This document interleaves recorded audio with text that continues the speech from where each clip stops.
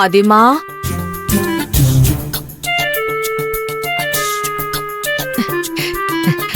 ஆதிமா, chicken mutton மீன் எல்லாம் சொல்லுவாங்கல்ல, அதெல்லாம் வாரத்துல ஒரு நாளாவது எடுப்பியா மாட்டியா?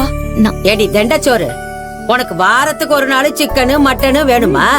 ஏன் அது இல்லனா மேடத்துக்கு தொண்டைக்குழியில சோறு இறங்காதா?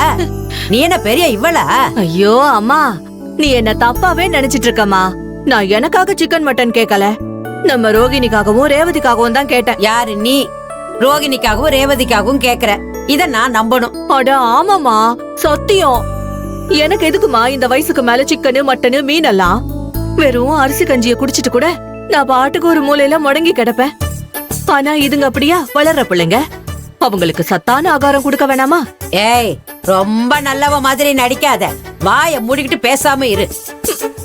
பாட்டி, அவங்கள ஒண்ணும் சொல்லாதீங்க. அவங்க சொல்றதும் கரெக்ட் தானே. வாரத்துக்கு ஒரு நாள் சிக்கன் எடுத்துக்கலாம். அது போதும் ஆதிமா. என்னம்மா இது? இந்த கேள்விய முதல்ல கொல்லணும். என்ன பண்ணிட்டு இருக்கா ஆதிர? பட்ஜெட் போட்டுட்டு இருக்கேங்க. இது என்ன கவர்மெண்ட் பட்ஜெட்டா? எல்லாரையும் சேர்த்து வச்சு போட்டுட்டு இருக்க? குடும்ப பட்ஜெட் தானே, இதெல்லாம் தனியா போடாதான் நல்லது. என்னங்க சொல்றீங்க? ஆமா ஆதிர, அப்பா கிட்டயும் பாட்டி கிட்டயும் டிஸ்கஸ் பண்ணி பட்ஜெட் போட்டேனா அவங்க இஷ்டத்துக்கு கண்ணா பின்னான்னு செலவு எடுத்து விட்டுருவாங்க. நீ தனியா இண்டிவிஜுவலா பட்ஜெட் போடு, அதுதான் கரெக்டா இருக்கும். ஏன்பா பிரபு கண்ணா, நாங்க அப்படி என்னப்பா செலவு இழுத்து விட்டுட்டோம்? ஒன்னா ரெண்டா எவ்வளவு இருக்கு சொல்றதுக்கு? ஆரம்பிச்சா டைம் பத்தாது, பேசாம இரு பாட்டி. ஆதிர, உனக்கு ஞாபகம் இருக்குல்ல, நம்ம பட்ஜெட் 15,000 தான்.